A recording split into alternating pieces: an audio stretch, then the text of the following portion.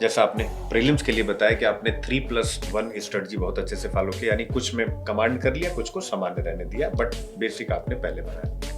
अब उसकी फाइनली एक टारगेटेड प्रिपरेशन करने का तरीका ये है कि हम रिवर्स इंजीनियरिंग करें। वो जीएस में भी काम आती है और ऑप्शनल में भी काम आती है। पेपर को अगर आप सब्जेक्ट वाइज डिवाइड कर लेंगे, जैसे हिस्ट्री हो गया जीएस 1 में, तो उसके प्रीवियस ईयर क्वेश्चंस देखें, 21 का पेपर सॉल्व कर पाई, तब जाके मुझे कॉन्फिडेंस आया कि हाँ मैं सही ट्रैक पे चल रही हूँ। तो हम लोगों ने एक बात किया जनरली कभी हल्की फुल्की की प्रीलिम्स के लिए हमारी क्या अप्रोच होनी चाहिए, और हालांकि आप सब एक चीज का ध्यान रखेंगे कि प्रीलिम्स के लिए हिस्ट्री, ज्योग्राफी, पॉलिटी हर एक पर हम लोग अलग अलग से भी बातचीत करेंगे। अभी हमारी एक केवल सामान्य बातचीत चल रही है कि क्या आपको ध्यान रखना चाहिए, कैसे कैसे करना चाहिए। तो इसी कड़ी में हम लोग आगे बढ़ गए मेंस की तरफ। जरा आप मुख्य परीक्षा के बारे में एक सामान्य सा एक ओवरव्यू रखें, बाद में हम लोग विस्तार से इस पर बातचीत करेंगे, और कि मुख्य परीक्षा के लिए क्या आपकी रणनीति रही, क्या आपने सोचा। जैसा आपने प्रीलिम्स के लिए बताया कि आपने 3+1 स्ट्रेटजी बहुत अच्छे से फॉलो किया, यानी कुछ में कमांड कर लिया, कुछ को सामान्य रहने दिया, बट बेसिक आपने पहले बनाया। वैसे ही मुख्य परीक्षा के लिए आपने क्या प्लान किया, वो एक बार आप बताएं। मेंस में हमारा रहता है ऐसे जीएस के 4 पेपर्स और हमारा ऑप्शनल पेपर। तो उसके लिए जो हम एक प्रिपरेशन करते हैं, अपना फाउंडेशन बनाते हैं और प्रीलिम्स की प्रिपरेशन करते हैं, वो कहीं ना कहीं हमारे जीएस पेपर में और एसए में हमें हेल्प करता है। अब उसकी फाइनली एक टारगेटेड प्रिपरेशन करने का तरीका ये है कि हम रिवर्स इंजीनियरिंग करें। वो जीएस में भी काम आती है और ऑप्शनल में भी काम आती है। रिवर्स इंजीनियरिंग, हाँ। तो उसमें रिवर्स इंजीनियरिंग के लिए हम क्या करते हैं, हम प्रीवियस ईयर क्वेश्चंस देख लेते हैं और उसके आंसर्स ही हमारे एक तरह से नोट्स बन जाते हैं। हर जीएस के पेपर को अगर आप सब्जेक्ट वाइज डिवाइड कर लेंगे, जैसे हिस्ट्री हो गया जीएस 1 में, तो उसके प्रीवियस ईयर क्वेश्चंस देखें, उनके आंसर्स लिखें, उसमें भी आपको एक क्रिस्प नोट्स बनाने कि हर क्वेश्चन के रेलेवेंट 4-5 पॉइंट, और जो भी क्वेश्चन होते हैं उसके मल्टीपल डायमेंशंस होते हैं। वो पूछते हैं कि इसकी अच्छे पॉइंट्स बताओ, इसके बुरे पॉइंट्स बताओ और एक सॉल्यूशन बताओ। तो हमें प्रैक्टिस करनी रहती है कि आंसर को हम एक इंट्रोडक्शन बॉडी या कंक्लूजन के फॉर्म में लिखें, और कहीं ना कहीं एक वे फॉरवर्ड भी हम दे दें कि क्या सुधार हमें करने की ज़रूरत है। तो उसको हमें एक इस तरह से अपने नोट्स प्रिपेयर करने हैं कि हमारा जो भी टॉपिक है उसका, अगर हिस्ट्री का है, उसमें नॉन कोऑपरेटिव मूवमेंट के बारे में अगर उन्होंने पूछा है, तो उसके हम कुछ पॉइंटर्स अच्छे से हम अपने नोट्स बना लें। उसमें क्या शॉर्ट फॉल्स रही, उसके क्या पॉजिटिव पॉइंट्स थे, और क्या ऐसा होता कि वो मूवमेंट और आगे चल पाती, या उस तरह से आपको एक अपने नोट्स बना लेने हैं हर टॉपिक के लिए। ऐसे ही एथिक्स के लिए भी जो हमारा रहता है कि हर वर्ड, हर क्वेश्चन, पीवाईक्यू के जो हर क्वेश्चन है उनकी वर्ड्स का हम एक मीनिंग और डेफिनेशन लिख लें, और इसी तरह से पूरे जीएस का हम पेपर सॉल्व कर लें। और इसी का जो मैंने प्रीलिम्स में किया था, मैंने मेंस में भी इसको एक अपने लिए एक टेस्ट की तरह किया कि मैंने 2013 से लेकर 2020 तक के पेपर सॉल्व किए, उनको रिवाइज किया, और फिर 21 का पेपर खुद सॉल्व करके देखा एज अ टेस्ट, और मैं वो सॉल्व कर पाई थी। और ये मेन से 1 महीने से भी कम पहले का टाइम तब बचा था, और जब मैं 21 का पेपर सॉल्व कर पाई, तब जाके मुझे कॉन्फिडेंस आया कि हाँ मैं सही ट्रैक पे चल रही हूँ। इसी तरीके से मैं अपना नेक्स्ट ईयर का पेपर भी सॉल्व कर पाऊंगी। सिमिलर स्ट्रैटेजी रहती है ऑप्शनल के लिए भी, कि आपको हर पीवाईक्यू का आंसर प्रिपेयर करना है, और वो ही आपके क्रिस्प नोट्स की तरह आपको फायदा देते हैं। बिल्कुल। और एक चीज आप सबको ये भी जानना चाहिए कि जब हम लोगों ने मेंस पर बातचीत स्टार्ट किया था, तो उसमें भी जो पूरा फोकस आपको मैंने ऑप्शनल एथिक्स और एसे पर ही कराया Yes, था। तो ये वाला एक बार स्ट्रेटजी आप बताएं, ऑप्शनल एथिक्स एसे वाला, क्योंकि अगर आप देखो कि 1000 मार्क्स तो यही हो जाता है 1750 में। हाँ, ये वाला जो हमारे पास 3 महीने का प्रिपरेशन टाइम रहता है प्रीलिम्स और मेंस के बीच में, वो एक लिमिटेड टाइम है। बहुत। तो हमने प्रीलिम्स में भी अपने आप को स्ट्रैटेजाइज किया था कि 3 टॉपिक्स हमें पकड़ने हैं, और यही हमें मेंस में भी कहीं ना कहीं स्ट्रैटेजाइज करना है। जीएस हम लंबे टाइम से पढ़ते आते ही होते हैं, क्योंकि हमने प्रीलिम्स में भी वो रिवाइज कर लिया होता है।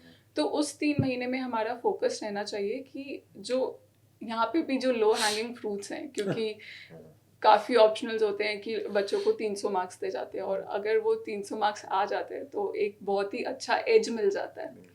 तो अपने ऑप्शनल को अच्छे से प्रिपेयर करें, ऐसे एक ऐसी चीज़ है जो आप बहुत ही डाइवर्सली लिख सकते हैं, और आपको ये नहीं है कि उसकी कोई स्पेसिफिक प्रिपरेशन करनी है, कि या फिर कोई ऐसा क्वेश्चन आ जाएगा जो आपको नहीं आता होगा।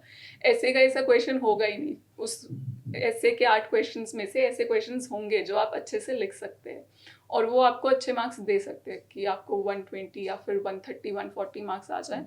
तो वो बहुत हेल्पफुल हो जाते हैं। और ये भी ऐसी चीज़ है कि आप एक स्किल डेवलप कर सकते हैं अच्छे से ऐसे लिखने का, या फिर उसको इन्हांस करना एक कंपैरेटिवली इजी चीज़ रहती है, रादर देन कि कोई एक ऐसा क्वेश्चन आ जाए जो हमें आता ही नहीं है। तो उसको तो हम क्या ही लिख पाएंगे। पर ये ऐसा हमारे पास एरिया है जिसमें हम मेहनत करके अपना स्कोर कर सकते हैं। और सिमिलर चीज़ है आपका एथिक्स। उसका कोई ऐसा नहीं है कि कुछ लिमिटेशंस है या बाउंडेशंस हैं। कोई ऐसा डिफाइंड बहुत अच्छे से मैं बोलूँगी कि नहीं है कि इसी के पैरामीटर्स में आपको लिखना है। तो एथिक्स एक बहुत अच्छी अपॉर्चुनिटी हो जाती है जिसमें आप अपनी वैल्यूज शो कर सकते हैं, आप अपने जीएस से वैल्यू एडिशन कर सकते हैं, करंट से चीज़ें ऐड कर सकते हैं।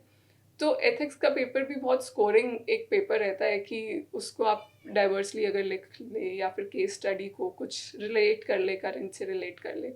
क्योंकि एक केस स्टडी आई थी, मुझे याद है इस बार की, एक वर्क लाइफ बैलेंस के बारे में जिसमें पूछा था।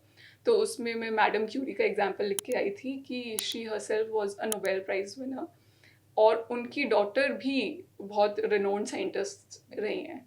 तो एक बैलेंस उन्होंने लाइफ में क्रिएट किया। तो ऐसे आपके पास बहुत अपॉर्चुनिटीज़ होती हैं कि आप अच्छे एग्जाम्पल्स डाल पाएँ और अच्छे मार्क्स स्कोर कर पाएँ।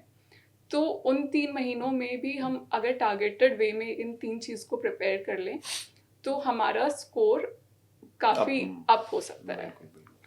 तो इसका मतलब वही है कि भाई एक बार कॉम्प्रिहेंसिव और उसके बाद एग्जाम के टाइम पर तो टोटल सेलेक्टिव और टारगेटेड, यानी 3+1 हमें कुछ डेवलप करना। मैं ये नहीं कहता हूँ कि ये लोग यही डेवलप करें, जो भी मतलब आपको रणनीति बनानी है सबसे इम्पोर्टेंट होता है। क्योंकि ये एग्जाम आप केवल स्टडी करके, पढ़ाई करके, 2 साल कोचिंग करके आप जीत नहीं सकते, चाहे मैं ही क्यों ना पढ़ाऊँ। इस एग्जाम में स्ट्रेटजी के थ्रू जाना होता है। और कुछ बातें ऐसी भी हैं, जैसे रिदम आपको बताएंगी कि हम लोगों ने जैसे जो सॉल्व्ड पेपर होते हैं, और रिदम को उन्होंने कितनी मदद की। और सोचो कि सॉल्व पेपर मार्केट में कोई सा भी उठाओ, अनसॉल्व कोई सा भी उठाओ, हम ये नहीं करेंगे किसी एक का। इन्होंने उसको जो यूज किया वो है ताबड़तोड़ चीज। क्या है कि मैं बता देता हूँ हल्का सा, फिर आप बताएंगे उस चीज को। इन्होंने क्या किया कि सॉल्व खरीदा, उसके बाद हर एक पीवाईक्यूज में जो 3 से 4 पॉइंट इनको वहां से मिल गया, सोचो कि 200 की किताब से इन्होंने उसको भी लिख लिया। यानी क्या है कि कुछ भी खास होता नहीं। फिर इन्होंने आगे क्या किया वो आप बताओगे। सॉल्व पेपर्स लिए, उनमें से जो अच्छे पॉइंट्स मुझे लगे वो मैंने उठाए, और हर क्वेश्चन को मैंने साथ में गूगल किया, और 3-4 अलग अलग पेजेस में जो भी मुझे रिस्पॉन्स मिला उसमें कुछ पॉइंट्स सेम होते थे और कुछ पॉइंट्स मेरे लिए वैल्यू एडिशन का काम करते थे, और उन्हीं को मैंने वैल्यू एडिशन किया। और साथ में मैंने टॉपर्स के आंसर्स को पढ़ा। ये मैंने बहुत रिलीजियसली किया था कि टॉपर्स की आंसर कॉपी मैं ज़रूर एक दिन में 2 पढ़ती थी, और उनमें से जो उनके अच्छे अच्छे एग्जाम्पल्स होते थे, और या फिर उन्होंने कहीं पे इकोनॉमिक सर्वे को कोट किया या एआरसी की रिपोर्ट को कोट किया, उनको उठा लिया। क्योंकि अगर हम एआरसी की इतनी डाइवर्स रिपोर्ट पढ़ेंगे, शायद हमें अच्छे पॉइंट्स हमारी आंखों के सामने होंगे, पर हमें पता नहीं होगा कि उन्हें यूज़ कैसे करना है। तो जहाँ पे वो हम यूज्ड होते हुए देख पाते हैं, तो हम उनको रेप्लिकेट इजीली कर पाते हैं। तो मैंने सारे अपने सोर्सेज रखे, सॉल्व पीवाईक्यूज लिए, इंटरनेट का यूज़ किया, टॉपर की आंसर कॉपी ली, और उनमें से सारी अच्छी चीज़ें उठा के मैंने अपने नोट्स बना लिए। और ये सारा काम मेजरली मैंने लास्ट ईयर के 3 महीनों में किया, और इस साल मेरे को बस उन्हें रिवाइज करना था। ये सबसे मेजर चीज है कि मतलब एक बार ऐसा काम करो कि फिर नेक्स्ट अटेम्प्ट में आपको दोबारा नया काम करने की जरूरत ना पड़े, आप उसी को रिवाइज करो। ये बहुत अच्छी चीज है। मैं एक छोटा सा उदाहरण बताता हूँ। मेरे यहाँ एक स्टूडेंट थे हरिशंकर, वो भी आईपीएस है, और उनका शायद 6वीं बार में या 7वीं बार में सिलेक्शन हुआ है। और बट वो इंटरव्यू लगातार देते रहे, और मेरे काफ़ी क्लोज रहे। यहाँ तैयारी वगैरह करने भी मेरे घर ही आते थे, जहाँ पर मैं था इंटरव्यू वगैरह की तैयारी करने। उनके पास वो एसएससी में जॉब भी करते थे, यही जो आप बोल रहे हो, 8 से 10 पेज का, 15 पेज का उन्होंने प्री का मेंस का सब बनाया हुआ था, उसी को बार बार, खासकर मेंस का तो मुश्किल से 10 15 20 पेज का कुछ ऐसा ही था। और दिखाया भी कि सर मैं कुछ नया नहीं पढ़ता हूँ, नए में केवल करंट की जो न्यूज़ आते हैं उसको अपडेट करता हूँ, वो मैं करता हूँ, और लगातार वो इंटरव्यू देते रहे। तो ये अच्छी बात है कि एक बार ऐसा बना लो कि उसको केवल अपडेट करना पड़े, बार बार उसमें आपको जोर ना लगाना पड़े। और अपडेट के लिए आप बताएं हिंदू की क्लास का और हिंदू अखबार या बिजनेस लाइन, इंडियन एक्सप्रेस, इनके बारे में बताएं कि बच्चे उससे कैसे अपडेट कर सकते हैं, और आपने कैसे IQYP की क्लास से जो PDF मिलती थी उससे कैसे आपने अपडेट किया? एक करंट अफेयर्स का तो बहुत इंपॉर्टेंट रोल रहता है प्रीलिम्स, मेंस और इवन इंटरव्यू, आपके हर लेवल ऑफ प्रिपरेशन में ये काम आता है। तो करंट अफेयर्स का आप न्यूज़पेपर पढ़ें या फिर आप सर की जो IQIP वाली क्लास है वो कवर करें, क्योंकि मैं भी वो कवर करती थी। उससे एक डुअल बेनिफिट होता था कि जो सर की क्लास में रहता है, एक तो करंट की न्यूज़ रहती है और उसका बैकग्राउंड भी एक्सप्लेन कर देते हैं।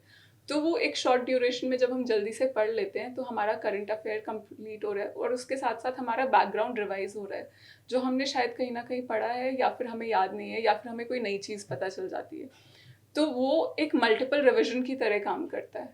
और उसमें जब हम उसको लिंक कर देते हैं कि PYQ में ऐसे, प्रीलिम्स में ऐसे पूछा था, या मेंस में ऐसे पूछा था, या फिर इस वाले पॉइंट को हम यहाँ पे यूज़ कर लेंगे कि कुछ भी हमारा GDP का कोई फोरकास्ट है तो उसको हम किस आंसर में कैसे यूज़ कर सकते हैं। तो वो चीज़ एक बहुत हेल्पफुल चीज़ रहती है, क्योंकि अल्टीमेटली हमें आंसर लिखना है और अपने आंसर में सब कुछ इनकलकेट करना है। तो ये मेरा रहता था कि मैं रोज़ के रोज़ सर का लेक्चर सुन के एक PDF पे जल्दी से एक नज़र मार लेती थी, और उसमें से जो मुझे लगता था कि ये एक नया पॉइंट है, ये मैंने पहले नहीं पढ़ा है, या फिर ये एक डेटा पॉइंट है जो मुझे हेल्प कर सकता है, उसका एक मैंने अलग से डायरी बना के वो शॉर्ट में जल्दी से नोट कर लेती थी, ताकि फाइनल रिविजन में मुझे आसानी हो। उसमें भी जो मेरे नोट्स थे उसमें मैं चीज़ें हाईलाइट कर लेती थी जो मुझे याद नहीं है, और नेक्स्ट टाइम मुझे वही पढ़ना है, हाईलाइटेड पार्ट जो मुझे याद नहीं है। बहुत बड़ा। और मैं आपसे बताऊं, ये जो आप करंट वाला सब बता रहे हो, और बच्चों को समझना भी चाहिए। 2015 में जब टीना डाबी टॉप की, चूंकि उसके पहले इंटरनेट का उतना ज़्यादा दौर था नहीं कि टॉपर्स की बातें हर एक बच्चा जान सके, कुछ कोचिंगों में ही आते थे बच्चे, तो उनके वीडियोस वायरल होना स्टार्ट हुए, वो विभिन्न कोचिंगों में गई, और चूंकि वो बच्चों के बीच में बहुत पॉपुलर भी रही, उन्होंने एक बात बोली और वो मैं हर बच्चे को हमेशा कहता रहा। लेकिन अब काफ़ी ओल्ड टाइम हो गया, तो जो नई जनरेशन आ रही है अब उन वीडियोस पर उनकी पकड़ है नहीं है, देखा नहीं देखा। उस टाइम जब मैं कहता था तो बच्चे देखे रहते थे तो रिलेट हो जाता था। अभी मैं कहता हूँ तो वो बच्चों के दिमाग से बाउंसर जाती। मैं क्या कहता था, उन्होंने बोला था अपने इंटरव्यू में कि मेंस के बारे में it's all about current affairs.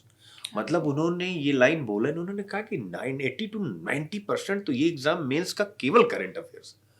लेकिन हम जो मेरे वाले बच्चे हैं, ये बात मैं, आप ये बताओ, इस बात से एग्री करते हो हल्का?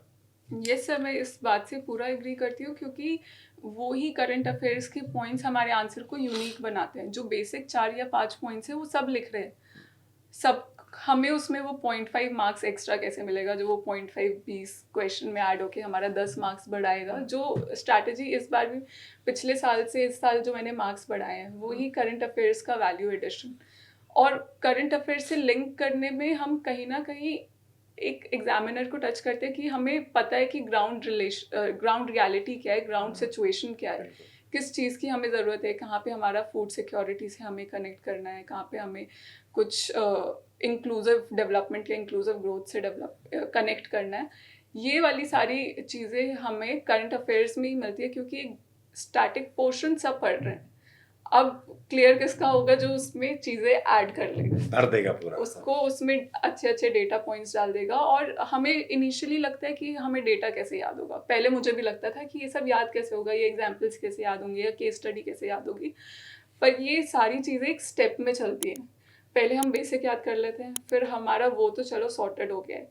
नेक्स्ट टाइम जब हम पढ़ते हैं, हमें वो फिर जब हमारी रिविजन होती है तो हमारा बेसिक वाला हमें याद है, फिर हमें उसमें जो हमने डेटा लिखा हुआ है उसके 2 पॉइंट्स याद होंगे। उसके बाद हमें वो 2 पॉइंट्स याद है, एक तीसरा पॉइंट, या फिर हमें एक तीसरा केस स्टडी भी याद हो जाएगा। तो ये इम्पॉर्टेंस होती है मल्टीपल रिविजन की, और अपने नोट्स को अच्छे से डाइवर्स सोर्स से कॉम्प्रिहेंसिवली सोर्स को देख के क्रिस्प नोट्स बनाने की। तो करंट अफेयर का वैल्यू एडिशन ही एक मेजर गेम इस एग्जाम में रहता मेजर है। गेम चेंजर है। वो ही आपको ऐसे में भी हेल्प करेगा, एक ऐसे में एज देगा, और वही एथिक्स में हेल्प करेगा, वही आपके ऑप्शनल में आपको हेल्प करेगा, क्योंकि ऑप्शनल में भी एक सिमिलर सिलेबस है जो सारे बच्चे पढ़ रहे हैं, उसमें किन का 300 क्रॉस होता है। अगर आपने और भी टॉपर स्टॉक देखे होंगे तो वैल्यू एडिशन का एक बहुत इंपॉर्टेंट रोल होता है। और आपके ऑप्शनल से मुझे याद है, मैं आपको रोक रहा हूँ बीच में क्योंकि बड़ी अच्छी बात भूल जाऊंगा नहीं तो। आज मुझे थोड़ा सर्दी भी है बच्चों, लेकिन हम लोग अब क्या ही तो उसके लिए मैं माफ़ी चाहूँगा सभी से, क्योंकि सर्दी है तो थोड़ा सा इस टाइप से मुझे करना पड़ रहा है। जैसे आपके ऑप्शनल्स पे मुझे याद है कि आपका ऑप्शनल एग्रीकल्चर है, लेकिन अब जब पहला मेंस था, आपके बताने से जो करंट से आप अपडेट वाला बता रहे हो, तो हम लोगों ने कैसे उसको इकोनॉमिक सर्वे वगैरह से मतलब कनेक्ट किया था, वो एक बार बच्चों को बता दीजिए। करंट से कैसे उसको कनेक्ट किया गया था, यानी कि एग्रीकल्चर के जो बेसिक कॉन्सेप्ट थे उसको भी हम लोगों ने इकोनॉमिक सर्वे से कनेक्ट किया था। प्लीज। एग्रीकल्चर मेरा ऑप्शनल रहा और उसको मैंने हर जगह जो करंट इश्यूज हैं, इकोनॉमिक सर्वे में एक डेडिकेटेड चैप्टर होता है एग्रीकल्चर के लिए, उसके तो पिछले 2 साल से मैं इकोनॉमिक सर्वे पढ़ रही थी, और इवन इस बार वाला भी मैंने इंटरव्यू के लिए पढ़ा था। तो एग्रीकल्चर वाले तो पेजेस ही मैं फाड़ के अपने लिए एग्रीकल्चर के नोट्स में ऐड कर लेती थी। उसके साथ और वैल्यू एडिशन करी नोबेल प्राइज विनर से या फिर जो पद्मश्री अवार्डीज हैं उनसे। और इवन एग्रीकल्चर मिनिस्ट्री की एक रिपोर्ट आती है, उसको भी आपने बोला, तो उसको मैंने, इन रिपोर्ट्स को देखने का तरीका होता है जब हम एक बेस अपना प्रिपेयर कर लेते हैं तो हमें पता चल जाता है कि कौन सा पॉइंट इसका हम ऐड कर सकते हैं। तो उसमें सरसरी नज़र डाली, इंपॉर्टेंट पॉइंट्स उठाए, उससे एक पेज का एक नोट बना लिए, और वो ही पॉइंट्स हम मल्टीपल जगह हम रिपीट कर सकते हैं कि महिला किसान दिवस हो रहा है या फिर हमें विमेन फ्रेंडली टूल्स चाहिए। तो ये चीज़ें हमारे आंसर्स को एक एज देती हैं। ये आप लोगों के लिए भी बहुत इंपॉर्टेंट है। देखो, मेंटोरशिप का सबसे बड़ा जो फायदा है, सब कुछ बच्चे की मेहनत होती है, लेकिन मेंटोरशिप उसमें क्या, जो मैं हमेशा कहानी बताता हूँ, एक वही कि राम सेतु बन रहा था, तो एक बार एक गिलहरी जो है, मतलब सभी लोग बड़े बड़े पत्थर उठा के, मतलब भगवान राम को श्रीलंका जाना था तो सब पत्थर डाल रहे थे, राम सेतु बन रहा था। तो एक गिलहरी भी थी वहां पे, और वो राम जी की निगाह उसकी तरफ गई। उसने तो गिलहरी क्या कर रही थी कि एक बार जाती रेत में ऐसे ऐसे घूमती, उसके बाद पानी में डुबकी लगाती, फिर वापस आती रेत में, फिर पानी में डुबकी लगाती। तो राम भगवान ने उसको उठाया ऐसे, और उन्होंने उससे पूछा कि तुम क्या कर रही हो। तो उसने कहा कि मैं आपके इस महान कार्य में अपना योगदान दे रही हूँ। मैं इतने बड़े बड़े पत्थर तो नहीं उठा सकती, लेकिन ये मैं कर सकती हूँ कि रेत वहां पर डाल सकती हूँ और अपनी ओर से अपना योगदान कर सकता हूँ। तो हर सफलता बच्चे की होती है, लेकिन गुरु मेंटोर का एक वो गिलहरी वाला रोल हमेशा होता है। तो मैं यही आप सबसे कहना चाहूंगा कि आपके ऑप्शनल कुछ भी हैं, अगर मेंटोर आपके पास अच्छा है, जैसे मैंने रिदम का जो एग्रीकल्चर ऑप्शनल था उसको जितने सोर्सेज हो सकते, ठीक है, काम इन्होंने किया, बट बेटे उसको अपडेट कैसे करना, हर एक चीज हमने बैठ करके प्लान किया। तो इसलिए कह रहा हूँ कि आपका कुछ भी ऑप्शनल हो, बस मुझे 3 महीने वो जो मेंस वाला है वो देना आप, उस टाइम पर हम लोग बहुत बड़ा गेम बना सकेंगे। ये मैं आप लोगों से कहना चाहता हूँ। अच्छा, एग्रीकल्चर से एक चीज़ और मुझे याद आई कि भाई एक लड़के का अगर हम लोग जो है जिक्र नहीं करेंगे तो शायद वो अधूरा रह जाएगा। प्रहलाद शर्मा, 104 रैंक। 2021 हाँ, आप वाले बताओ कैसे उनसे आप मिले और फिर उनका सिलेक्शन हुआ, उन्होंने नोट्स वगैरह कैसे दिया। हाँ 2021 वाले एग्जाम में प्रहलाद सर का सिलेक्शन हुआ था विद 104 रैंक। तो सर का इंटरव्यू था और मेरे को 2022 का प्रीलिम्स लिखना था। तो सर को पता चला कि सर के पास स्टूडेंट आए हैं और उनका एग्रीकल्चर बैकग्राउंड है, तभी सर ने मेरे को बुला लिया कि आप आओ, इनसे बात करो और इनसे हेल्प लो एग्रीकल्चर के लिए। तो फिर मैं सर से मिली, प्रहलाद सर से, और sir was very humble and very supportive, I would say, कि सर ने अपने नोट्स मुझे दे दिए और उनके भी नोट्स वही थे। उन्होंने मुझे यही समझाया कि क्रिस्प नोट्स बना लो, क्योंकि एग्ज़ाम के एक दिन पहले आपको सारी चीज़ें रिवाइज करनी है, आप बड़ी बुक से नहीं रिवाइज कर पाओगे, आपको क्रिस्प नोट्स, रेडी नोट्स चाहिए। उन्होंने मेरे को अपने एथिक्स के नोट्स दिखाए थे जो एक ही पेपर में उसके आगे पीछे लिखे हुए थे और उन्होंने इंटायर एथिक्स उसमें कवर की हुई थी।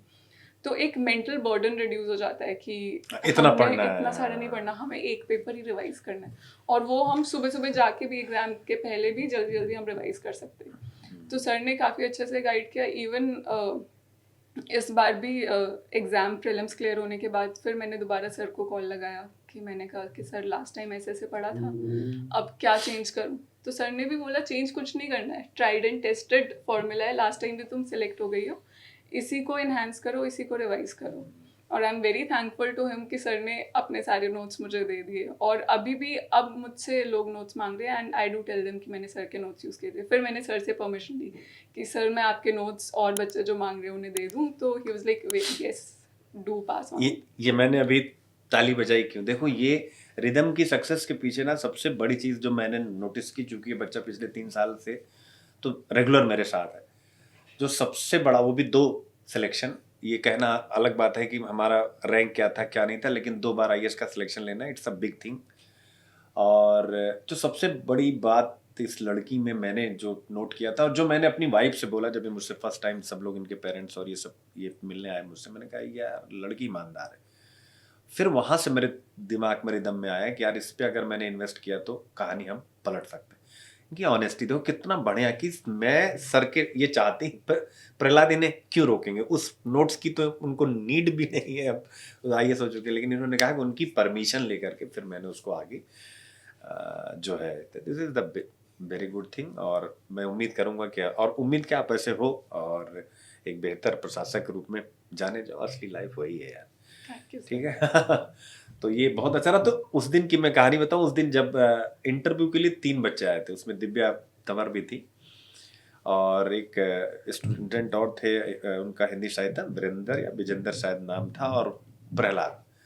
तो जब मुझे पता लगा कि प्रहलाद का रिज्यूमे आया मेरे पास, और वो भी अपनी IQ वाईपी फैमिली का हिस्सा रहे और यूट्यूब पे आए भी थे मेरे साथ, आपने देखा ही होगा हिंदू वाले सेशन में जब मैं अनअकैडमी पे था, वो वीडियो अभी भी अनअकैडमी पे है, आप सब बच्चे सर्च करके देख सकते हैं। प्रहलाद और मैं हिंदू के बारे में सारी बातचीत कर रहे हैं, जिसमें उन्होंने बड़ी अच्छी बातें कही, आप लोग एक बार प्लीज देखिएगा उसको। कि पहले मुझे हिंदू पढ़ने में 4 घंटे लगते थे सर के वाले वीडियोस, लेकिन आहिस्ते आहिस्ते समय कम हो गया, तो स्टार्टिंग में समय लगता है सबको समझने में, स्टाइल समझने में। तो जो है फिर मेरे पास आया रिज्यूमे, मैंने कहा अरे यार, अब सोचो उस समय तक रिदम प्री क्वालिफाई नहीं थी, लेकिन एज ए गुरु मैंने नोटिस कर लिया था इनके अंदर कुछ ऐसी चीज की मुझे लगा कि यार ये गेम हो सकता है, क्योंकि इनका जो डेडिकेशन था वो एकदम एक अलग लेवल पे था। पॉजिटिविटी पॉजिटिविटी का मतलब ये हो गया जैसे हम नेगेटिव हो जाते हैं, मान लीजिए कि आपका 1 अटेम्प्ट प्री नहीं हुआ, 2 अटेम्प्ट नहीं हुआ, अब आपने अपने आप अपना जो अपनी कमियां हैं आपने दूसरों पे डाल दी। ये जिन बच्चों में है, और मैक्सिमम बच्चे ऐसा हैं, मैं ये भी नहीं कह रहा हूं कि अगर हम फेल हो गए तो हमारी फेलियर के पीछे जिम्मेदार आप हो। आपने क्या बोला, वो लाइन मैंने लिखी थी बच्चों को समझाने के लिए कि फर्स्ट अटेम्प्ट में जब मेरा प्रीलिम्स नहीं हुआ तो मैं अपने परफॉर्मेंस से सेटिस्फाई नहीं थी। ये लाइन मैंने आपके लिखी, यानी मेरी परफॉर्मेंस के लिए रिस्पॉन्सिबल मैं थी, और देन आपने अपने ऊपर काम किया। तो जो लोग अपनी कमियों पर काम करते हैं, ये आपकी ऑनेस्टी, ये मैंने यहाँ पे लिख लिया था। तो ये सबसे बड़ी बात होती है कि जो है आप ऑनेस्टी से एक्सेप्ट करें कि यार मेरी कमी है, अगली बार हम और मेहनत करेंगे, नहीं आपके कारण मेरा हुआ, ये अप्रोच कभी मत रखना। ये सिलेक्शन की समझिए पहली, मैं आपको कह सकते हैं एक एडवाइस दे रहा हूँ, एक एक्सपीरियंस वाली एडवाइस। तो उस दिन जैसे ही मेरे पास प्रहलाद का रिज्यूमे आया, मुझे मैनेजर ने बताया, उस समय मेरी ऑफलाइन कोचिंग, अभी तो मैं ऑनलाइन पर ही फोकस हूँ, अभिव्यक्ति IAS। तो मैनेजर साहब ने कहा, जहाँ जी थे, उन्होंने कहा कि सर आ जाइए, बच्चे आ गए इंटरव्यू के लिए। तो मैं गया, और प्रहलाद इज अ वेरी, मतलब क्या ही बोलूँ, बहुत संस्कारी, बहुत अच्छा बच्चा। तो जैसे मैंने उनका देखा कि एग्रीकल्चर, तो मैंने फटाक से रिदम ने कहा रिदम भाग क्या हो, और जो है चलो एक बच्चा आ गया, उसका एग्रीकल्चर ऑप्शनल है और हमारे लिए वो मदद का काम करेंगे। और फिर उसके बाद इनको मैंने मिलवा दिया, इनका प्री का रिजल्ट हो गया, और उधर फाइनल उनका रिजल्ट आया। तो फाइनल रिजल्ट में वो घर मिलने आए मुझसे। प्रहलाद एक दिन भोजन उनका हमारे यहाँ था, जो बच्चे हमसे कहीं से भी थोड़ा बहुत पढ़े लिखे हैं तो उनके साथ मैं एक दिन का भोजन रखता हूँ। तो उस दिन फिर वो खाने पे आए घर पे, फिर मैंने रिदम को बुला लिया, और फिर उसके बाद इन आपस में लोग मिले, इन लोगों का अपना इंटरेक्शन हुआ, और इनका प्री का रिजल्ट आया, और फिर ये लोग अपना मिल करके और अपना आगे बढ़े। तो मेरा यही है कि ये जो लाइफ है हमारी ना, खासकर जो बच्चे, ये बात मैं कहानी अपनी महानता के लिए नहीं, मैं तो जीरो अपने आप को मानता हूँ, लेकिन ये कहानी मैं इसलिए बता रहा हूँ ना क्योंकि मेरे हाथ में ना जो बच्चे बड़े गरीब हैं, मतलब, या गरीब भी नहीं कहूँगा, मतलब गरीब को मतलब मैं कैसे ही बताऊं, कभी कभी लगता है गरीब केवल पैसे से गरीब नहीं, जो सरकारी स्कूलों का जो हिसाब किताब है ना वो भी गरीबी हिसाब किताब है यार। बच्चों में स्किल डेवलप ही नहीं, सीधा सब्जेक्ट पढ़ के आ रहे हैं, सब्जेक्ट भी कंप्लीट नहीं है, 5 क्वेश्चन रट के ग्रेजुएशन पास हो गए। तो इन बच्चों की बहुत बड़ी फौज है मेरे पास। तो आप सबको ये कहानी केवल इसलिए बता रहा हूँ, कॉपरेशन बेटा, हम सबको एक दूसरे के साथ कॉपरेट करना पड़ेगा, तब जा करके हम चीज़ों को बेहतर कर पाएंगे। ये दिए से दिया जलाना होता है। अब जैसे उनसे इनको मिला, अब ये कितने लोगों को दे रही, आप सब हजारों बच्चे इस वीडियो को देख रहे हैं, आप हजारों को ये दे रही, फिर आप आएंगे, आप हजारों को और देंगे, तो दीप से दीप जलाते चलो, यही तो है, ज्योति से ज्योति जलाते चलो, यही तो है। तो इसको आप लोगों को मेंटेन रखना है, और प्लीज अपनी कमियों पे काम करना है। दोषारोपण करने वाले लोग जीवन में बेटा बड़ा नहीं कर पाते, ये हमेशा याद रखिएगा, ठीक है।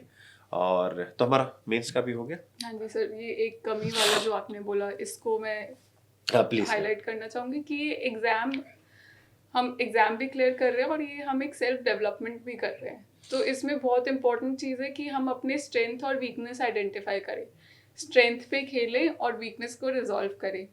यही जो मल्टीपल अटेम्प्ट्स हम देते हैं और उसमें हम अगर सक्सेसफुल हो पाते हैं तो हम कहीं ना कहीं अपने पिछले अटेम्प्ट का एनालिसिस करते हैं कि क्या कमी रही, क्या सही करना है। और भी मैंने जिन लोगों से बात करी या फिर और लोग जिन्होंने एग्ज़ाम क्लियर किया, उन्होंने भी कहीं ना कहीं हमेशा ये बोला, या फिर आपने टॉपर्स वीडियो देखी होंगी, मैंने भी बहुत टॉपर्स वीडियो देखी, कि you have to identify your weaknesses and your strength. तो वो एक बहुत इंपॉर्टेंट चीज़ है कि हमें अपना असल हमेशा पता होता है, तो हमें पता रहना चाहिए कि क्या हमारी कमी रह गई है, और फिर उसको हम उसके लिए जो हमारी वीकनेसेस हैं उसके लिए हम गाइडेंस ले सकते हैं। मैं आइडेंटिफाई कर लेती थी कि ढूंढती थी कि चलो सर अभी हिस्ट्री नहीं हो पा रहा है या ये नहीं हो पा रहा है, और फिर उनको लिख के और मैं नीचे आ जाती थी सर के पास कि इसको अब मैं कैसे करूँ। तो ये एक बहुत इंपॉर्टेंट चीज़ है, कॉन्टिन्यूस एनालिसिस हमें अपने प्रिपरेशन का जरूर करना है। बिल्कुल बिल्कुल बिल्कुल, ये बहुत बड़ी बात है कि अपनी वीकनेस और स्ट्रेंथ, लेकिन उससे भी इम्पोर्टेंट बात जो आपने अभी लास्ट में बोला कि हमें एनालिसिस करना, कि हम डेली कहाँ जा रहे हैं, यानी जो पढ़े हैं कितना हम अगले दिन उसको ग्रैब कर पा रहे हैं। नेक्स्ट वीक में जो पीछे हम पढ़े थे एक महीना पहले, दिमाग में है भी कि उड़ गया, हम नई चीज में चले गए। ये इसका मतलब मुझे लगता है ना कि ये जैसे वो एक, आप देखो कि क्या बोलते हैं, जो सर्कस होता है, सर्कस में छोटी छोटी बच्चियां और बच्चे जो रस्सी पे चलते हैं, आप सोचो कुछ वैसा ही बैलेंस आपको बनाना, बिल्कुल कंसंट्रेशन प्लस बैलेंस। तो ठीक है, मेंस का भी हो गया, हम लोगों ने बातचीत करी ली। और इन द एंड एक इंटरव्यू के लिए क्या आपकी अप्रोच रही, क्या आपने किया, वो एक बार अगर आप बच्चों को संक्षेप में बताएं, और फिर उसके बाद हम लोग विस्तार से तो आगे के वीडियोस में बातचीत करेंगे कि हर एक सब्जेक्ट वाइज क्या अप्रोच रही है, एंड इंटरव्यू का भी होगा कि हॉबी एंड सो ऑन क्या क्या आपकी रही, वो हम विस्तार से बात करेंगे। अभी तो फिलहाल हाँ जी प्लीज। ये हमारा इंटरव्यू फाइनल स्टेज रहता है, पर्सनालिटी टेस्ट। तो मुझे यही चीज़ मैंने पहले भी बोली कि इस एग्ज़ाम की प्रिपरेशन हम सिर्फ एग्ज़ाम को नहीं क्लियर कर रहे हैं, अपनी पर्सनालिटी भी डेवलप कर रहे हैं। तो इसकी प्रिपरेशन डे 1 से ही कहीं ना कहीं हमारी शुरू हो जाती है, जब हम खुद को एनालाइज करना सीख लेते हैं, अपनी कमियां ढूंढना सीख लेते हैं, अपने आप को हम ब्रशअप कर रहे हैं, अपनी नॉलेज को ब्रशअप कर रहे हैं। तो वो ही सारी चीज़ें हमारे पर्सनालिटी टेस्ट में काम आती है कि हमारा कितना एनालिटिकल माइंड है, हम कितनी चीज़ें समझ पा रहे हैं, उन चीज़ों को फिर हम एक्सप्रेस कर पा रहे हैं जो हम अपने मेंस में आंसर्स लिख के आते हैं, और उसको हम अपने पर्सनालिटी टेस्ट में बोल आते हैं। तो ये पूरी एक जर्नी हमें पर्सनालिटी टेस्ट के लिए कहीं ना कहीं प्रिपेयर कर रही होती है, और उसमें वही है कि हमें अपना कॉन्फिडेंस के साथ जाना है, और अपना जो हमारा एक ओरिजिनलिटी है उसको मेंटेन करना बहुत इम्पोर्टेंट है, क्योंकि they will know very well what you are. बिल्कुल, तो उसी को हमें पोर्ट्रे करना है। बड़ी अच्छी बात इंटरव्यू के लिए इन्होंने बोला बच्चे।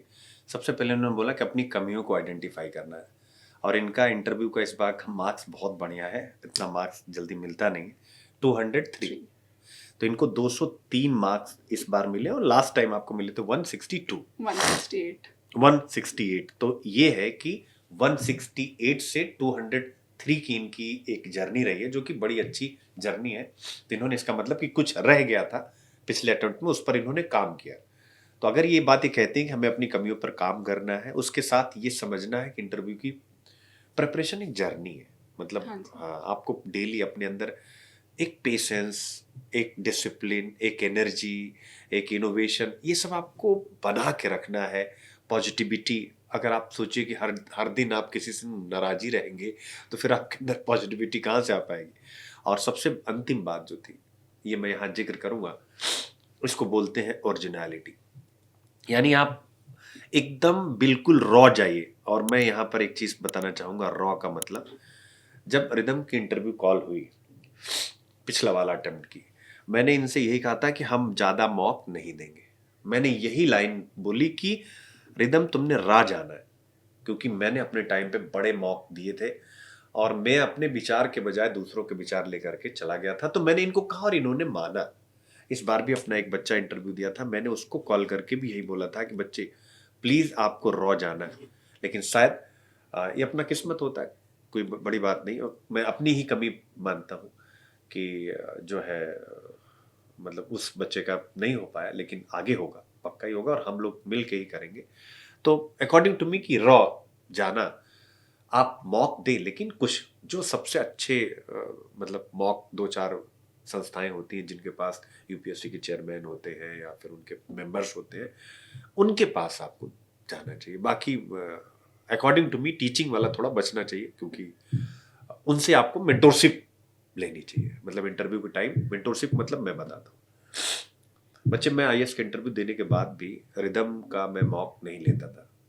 रिदम मॉक दे के आती थी, जैसे इन्होंने मान लीजिए बाजीराम का मॉक दिया, तो ये सीडी लेके आती थी या वीडियो लेके आती थी, यूट्यूब वाला इनको मिलता था जो, फिर हम उस वीडियो पर डिस्कशन करते थे कि ये मतलब इन्होंने बताया कि सर इन्होंने मुझे ये बात बोली, तो मैं उस पर अपना ओपिनियन रखता था कि आपको नर्वस होना है कि नहीं होना, गलती है कि नहीं। तो एक मेंटोर का काम ये होता है बच्चे, क्योंकि हम हर जगह के विद्वान नहीं हो सकते, हमारा काम है मेंटोरशिप। तो हमें ये पता है कि ये अब यूपीएससी के चेयरमैन है, मेंबर है, उनको पता है कि इंटरव्यू कैसे लेना है। हमको स्वाभाविक है यहाँ पर अपने आप को कम मान लेना चाहिए कि भाई उनके जैसे हम नहीं हो सकते। तो इसलिए मैं बच्चों से हमेशा कहता हूँ भाई इंटरव्यू वहीं तो जहाँ कमीशन के चेयरमैन वगैरह होते हो या मेंबर्स वगैरह होते हो एक्स, तो उससे क्या होता है कि मतलब आपको एक अच्छा आउटपुट निकल करके आता है। तो ये हमारी बातचीत रही, पॉडकास्ट रहा।